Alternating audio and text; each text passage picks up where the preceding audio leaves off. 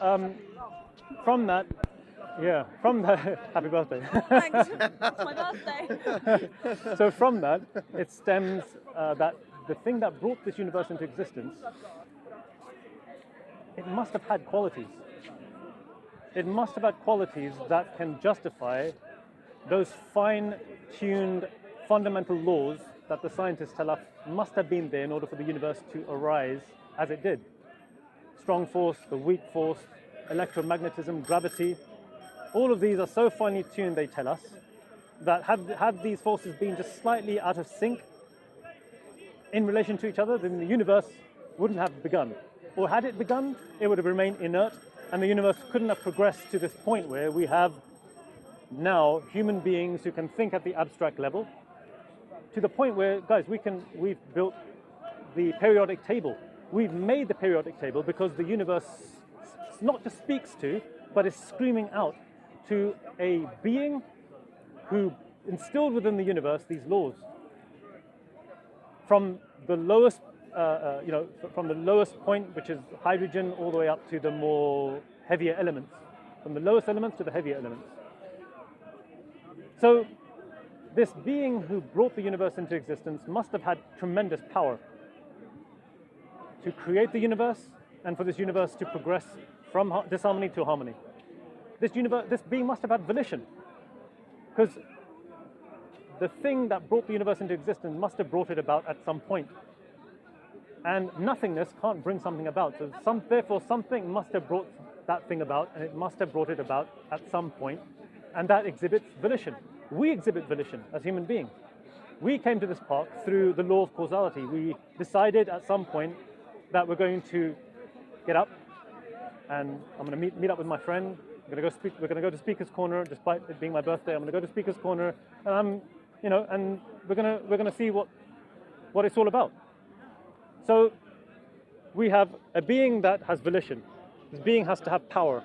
This being also has to have some level of knowledge, because it is instilled within this universe a mathematical precision that could only ever be appreciated by human beings who would be able, or creatures who would be able to think at the abstract level, where they would recognize that within the universe, through the means of language, they would be able to symbolically map how the universe behaves, to the point where it's extraordinary, to the point where you could use the law of causality, the things that we know today, and make very precise predictions based upon the knowledge that we currently have. Now that screams of what? Precision and knowledge. This universe must have is hearkening back to a being that brought the universe into existence, that has knowledge. Not only knowledge, this thing has to have wisdom. Now what's the definition of wisdom? The definition of wisdom, according to the Muslims, is putting everything in its rightful place, such that if you try and force something into a place that it doesn't belong, it's going to lead to a certain level of disharmony. So this being who knew that these fundamental forces must be fine-tuned in order for them to interact together and bring about the universe, for the universe to then progress from this point of disharmony to harmony, this being must have had a certain level of wisdom. So what we have here now is the fact that the universe was brought into existence by a being who is alive. Because we as human beings, we have attributes, and we recognize that attributes can only exist within human beings who are sentient, who exist. So if that's true for us as limited creatures, a fortiori, by extension, it's more befitting for the being that brought the universe into existence. So from that, or were they created by nothing, or did they create themselves? No, we didn't create ourselves, it was our mother and father. Again, it's pushing us back to recognize the law of causality. That things don't just come about by chance and probability. If nothing brought something into existence, you would see things just popping into existence left, right, and center, but we don't find that in life. We find that things progress in stages. Causes occur. They bring about effects. Multiple causes come together. They bring about multiple effects. So from that, we understand that something created the universe. Or were they created by nothing, or did they create themselves? We didn't bring ourselves into existence. Or were they the creators of the universe? No, we're part of the universe. So the parts make up the whole. So if it's true for the parts, it must be true for the whole. We're part of the universe is brought into existence. And so God is saying, those who deny God, they have no certain knowledge. They don't have any certain knowledge. So from here, we then recognize as Muslims that there has to be a being, and then we ask ourselves, well, what reason do we have? What is our purpose in life? What is our purpose in life? So that's one of the questions that we pose to a person who has a doubt in God. That if it can be impressed upon you that there is a being who brought us into existence, and if it can be impressed upon you that we as human beings can think at the abstract level and we recognize that things have purposes, from the most mundane things to the most sophisticated things, all of these exhibit that there's a maker or a designer behind them, and that this maker and designer didn't design or make things for no purpose whatsoever. There's always a purpose. I agree that everything is, I very much think everything comes for a reason, everything in place for a reason, you meet people for a reason, all the rest of it. Would you say that, so obviously there's so many different religions that believe in different gods, or me saying really spiritual, believing in like higher power in the universe as a whole, would you say that there's a chance that all of these different kind of views and religions and stuff is a reflection of the same thing? Like, could everyone's looking up at the same thing, they're just kind of calling it by a different name? Yeah, very good question. Very, very good question. In fact, in the Quran, just to give some nuance to this, in the Quran, God says that mankind was once one nation, and then they began to differ. Yeah. They differed amongst themselves, and the Quran gives the reasons why, out of jealousy and hatred for each other, out of jealousy. But then God says that we sent prophets and messengers to bring mankind back to that original purpose. And that original purpose is an intrinsic understanding, like I mentioned, that God has implanted within every human being. And the Arabic word for that is fitrah. That primordial state that pushes every human being towards, it's like a beacon, that like the North Star. It's pushing you towards that recognition that there is a transcendent. But then it also says that belief is not enough. Even though you may have this pull towards a transcendent, there has to be a reason for why we were created, why we have this pull towards the transcendent, and what that purpose may be. So in the Quran, God says that the verse is very, very simple. It says, "O you who believe, worship your Lord who created you and those who came before you, so that you may become God conscious." So it's not enough for a person simply to say, "I believe," or "I'm spiritual." That spirituality has to connect up with the purpose in life.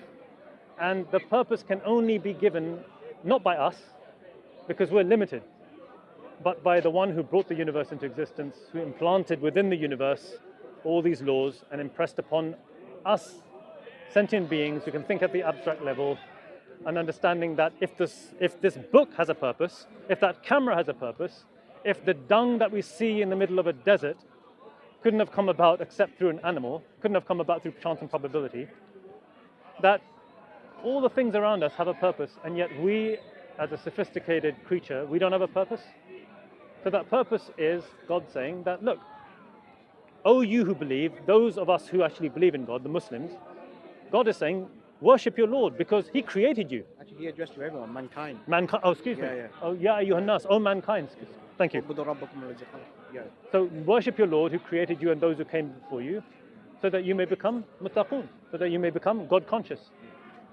When you said just there that it's not enough to just say that you're spiritual, it's not enough to, by that do you mean it's not enough to say that, like, it's not enough to fulfill your purpose, or like, what do you mean by that? Yeah, so what I mean by that is that we recognize that there are certain values that human beings, when they come together instinctually, they have to implement if they're going to live a harmonious life. Like, for instance, when you two came together, you instinctually know, and this is true for any person, anywhere, any time, any locale.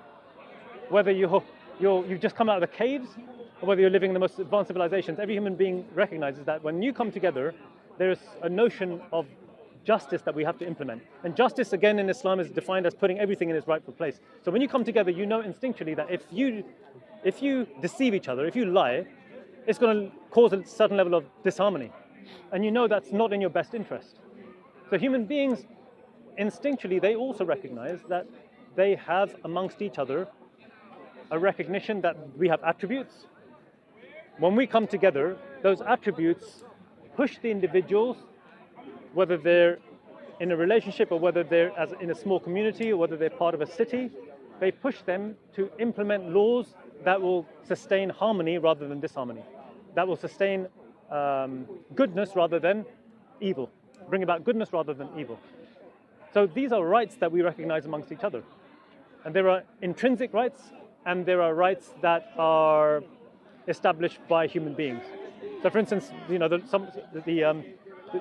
laws in this country could, for instance, violate your right, but you still have that right. You have an intrinsic right. So, you know, injustice could be committed, but you still have that intrinsic right. So when we come together, we realize that, you know, we can't love for your brother what you love for yourself. All of these notions are there in order to help us better ourselves. Now, if that's true for us, what about the one who brought the universe into existence and gave us an indication of the fact that this being established these laws in their place? Doesn't this thing have a right? Don't we owe it something? Does that make sense?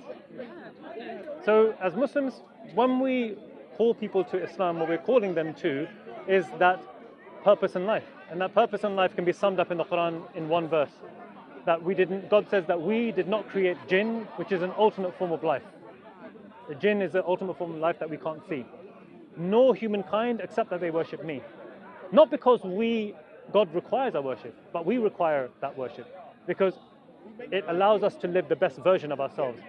When we worship God, we bring with it an understanding of how we're supposed to behave towards God and also how we're supposed to behave between ourselves. So when the Prophet he was riding with one of his companions, he said, "Oh Mu'adh, what is the right of God upon mankind, and what is the right of mankind upon God?" So Mu'adh, as any God-fearing individual should say when he doesn't know the answer, he said, "God and His Messenger know best." So he said, the right of God upon mankind is that they worship Him and they do not associate any partners in His worship. Why? Because God, if He brought the universe into existence, He is unique in that. And so therefore, He is the only one that your spirituality, your being thankful to Him, your worshipping of Him, your recognition of Him, your submittance to Him, the fact that He brought you into existence, only God is the one that's worthy of that, nothing else. And then the right of mankind upon God, believe it or not, we have a right upon the one who brought us into existence. But this is out of His mercy. That the Prophet said, that God will not punish you if you do not associate partners in His worship. In other words, the right of God is such that it can be violated. If human beings start to take, for instance, other created things as objects of worship besides God, that's a violation of His right. And we're going to be held accountable for that. Why? Because morally speaking, we have to recognize that there are rights that belong to God and there are rights that belong to human beings. And we know that if I violate my friend's right or my neighbor's right, then there's going to be consequences. We're not going to feel very good. I know we're not going to feel very good within ourselves, right? If I went around being abusive to my wife or being abusive to my mother and father, instinctually, it's not going to feel good for any human being who has any moral compass left. You know what I mean? So, if that's true of us, what about the one who brought us into existence? This being gave us a purpose, and there are consequences to this because we know that we live in a world of opposites. So in the Quran, God says that we created everything in pairs so that you may reflect. Right? And we know that the world is made up of pairs. We wouldn't know what good is if we didn't know what evil is. It's impossible. We would be living on a life like an automaton. Would you say that's kind of the main argument, isn't it, about, because I know a lot of people, their argument against religion is that, well, if there's God, then why is Yeah, there absolutely. war? If there's death, all that.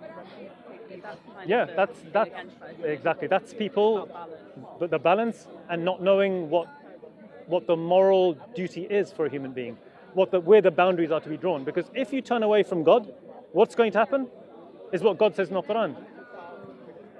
وَسَاءَ مَا يَحْكُمُونَ, that evil is what they estimate. They guess at what evil is. Why? Because ultimately, if my evil is my evil, and your evil is your evil, and your good is your good, then there's no way for either of us to be able to establish where the truth lies, because it's all subjective. But we know that human beings, we know that morality extends beyond us. Because, like I said, when we come together, instinctually there is that recognition that there are ways that we ought to be behaving in order for us to live the best version of ourselves and to live in harmony. So this points to a moral truth that is beyond ourselves, and it also points to, therefore, God being the one who is in the best position to tell us how we're supposed to behave. So the Quran actually says that a book that we have revealed to you, it is a mercy, it is a guide, and it is glad tidings, not for anyone, but for those who believe. And then God says, truly God has enjoined al-adl, which is justice, wal-ihsan, which is all things that lead to goodness. And God says, and that you may establish this among your kingship. And He has forbidden from you all things that are evil, oppressive. All of these things God has forbidden. So one of the companions of the Prophet, he said that the Prophet did not pass away except that he even told us something about the flight of the birds. So if you can imagine the Prophet telling us something about the birds, you can imagine him instructing the Muslims towards a way of life that leads to harmony. So this is the message of Islam. It's calling human beings back to the true worship of God, and it's essentially saying that the laws that God is giving you, it's in your best interest to follow, because in doing so, you join a fraternity of brotherhood and sisterhood, where racism, culturalism, and all these other isms are essentially negated, and the only thing that we judge each other by is our worship towards God. I think we're going to have to go in a second. No problem. Something that personally steers me more towards saying like spiritual rather than towards religion is I find often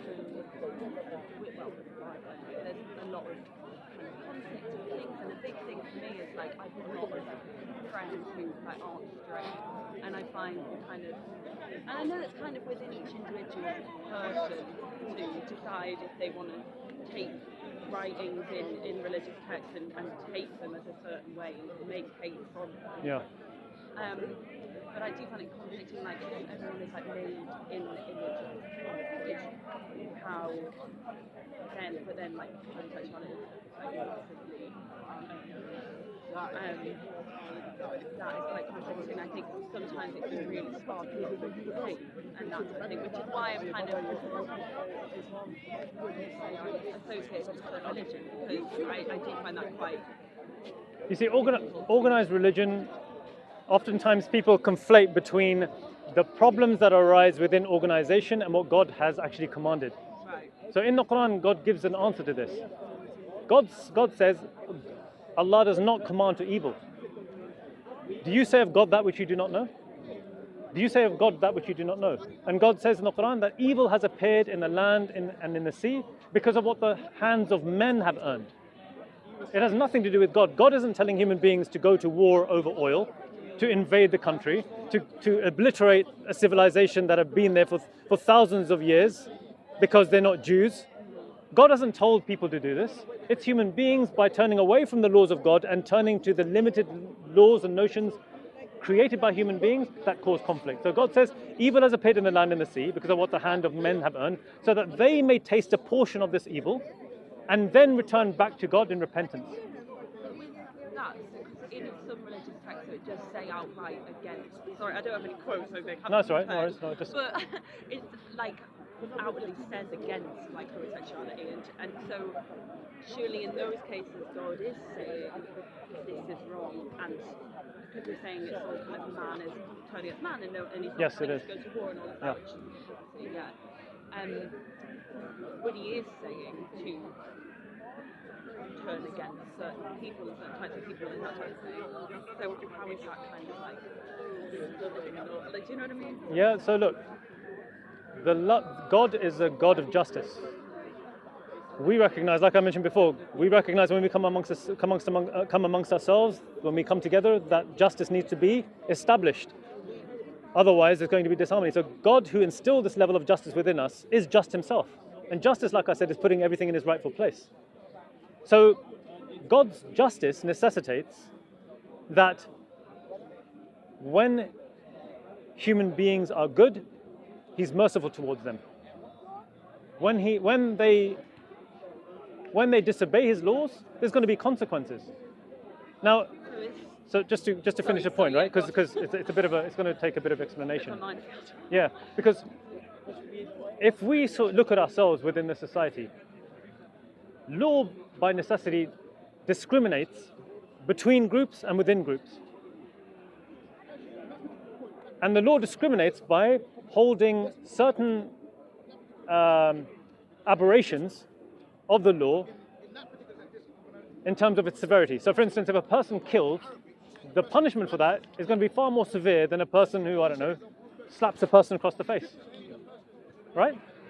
And we know that to be an obvious truth. Now, if that's true for us, a fortiori, by extension, that must be true of God, because God is just. So his mercy and his love are not like some religions say, oh, God loves everyone. What, he loves Hitler? He loves Hitler equally as he does Mother Teresa? How does that make sense?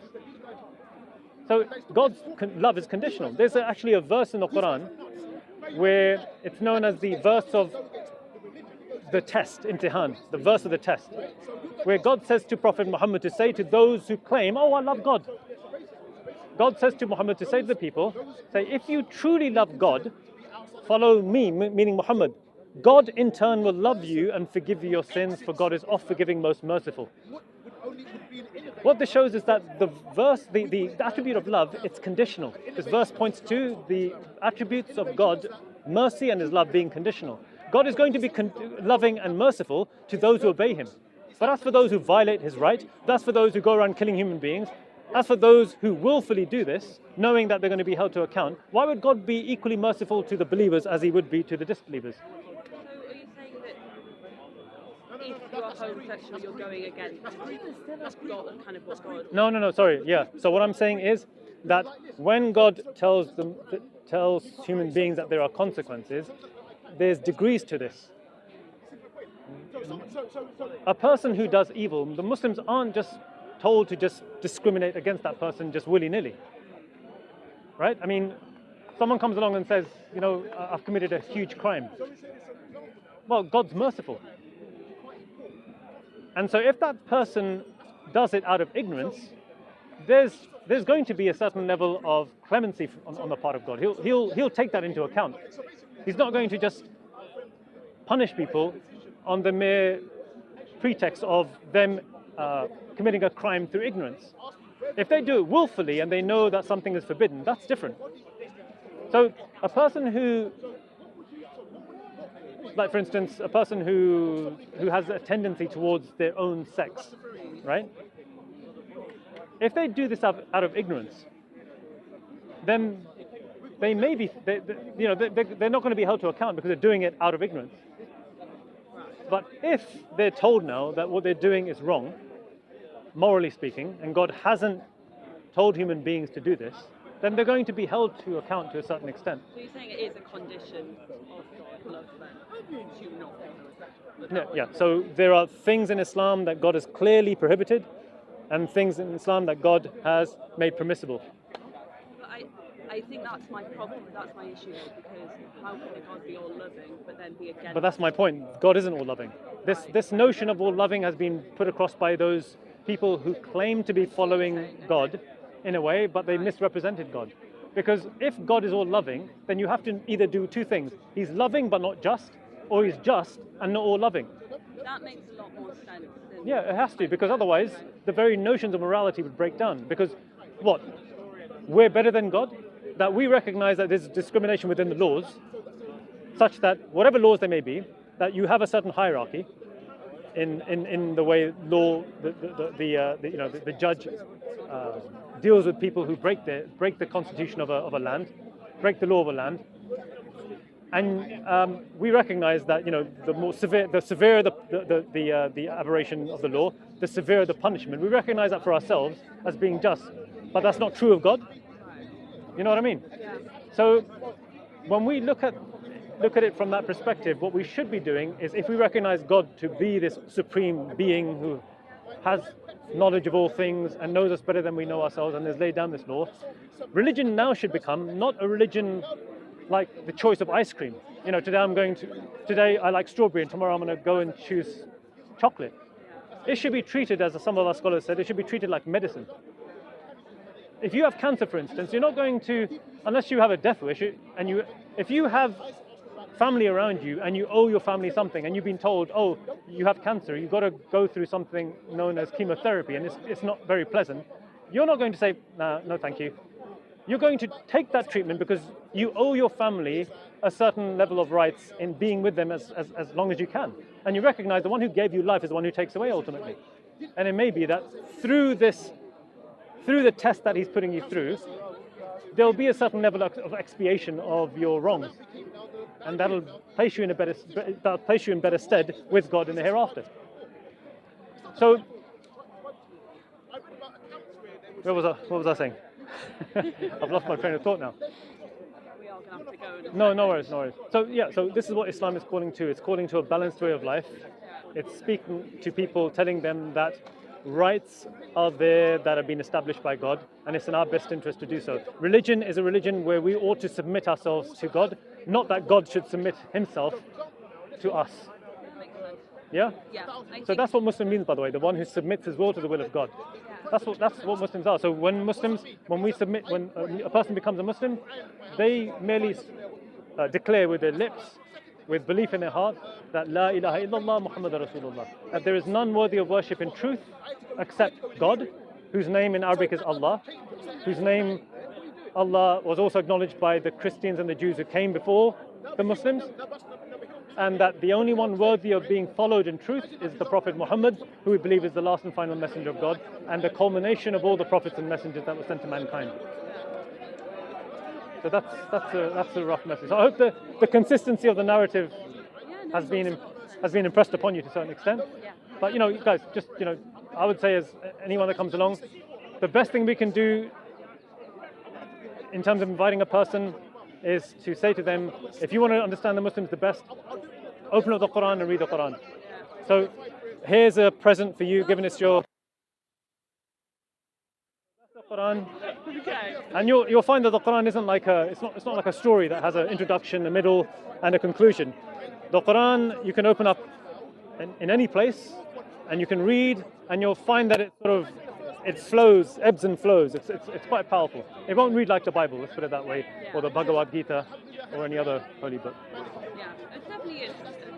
Yeah, it's not, I think part of the interesting. And that's for your friend there. Maybe you guys can do a swap afterwards or something. All right, no worries, mate. Have a good day. To learn, apart from anything else, just to learn about this kind of Well, they become a more well-rounded. that's why we love coming here. The least we can do is, spread our knowledge is the best way we know how, and also listen to other people. And in that way, the unknown is diminished and it's replaced by knowledge, and so therefore the fear factor that the unknown brings, hopefully, should also be diminished. You know what I mean? In all honesty, I can't see myself committing to any religion anytime soon. Just mainly off of the fact of saying before about how I very much believe that everyone, within reason, anyone, serial bliss. What's your name? Scarlet. And yours? Jack, look, guys, this creator, the one that knows the universe better than we know ourselves, who knows us better than we know ourselves, we would say that call upon him. Because ultimately, God, in the Quran, God wants us to follow him. So you just call upon Allah. We don't believe in intermediaries, by the way. We don't need to go to a priest to confess our sins. There's a direct relationship between the greatest. You could be the greatest sinner, but you still have that direct relationship with God, that direct sort of open call, that bat phone, if you will, to God.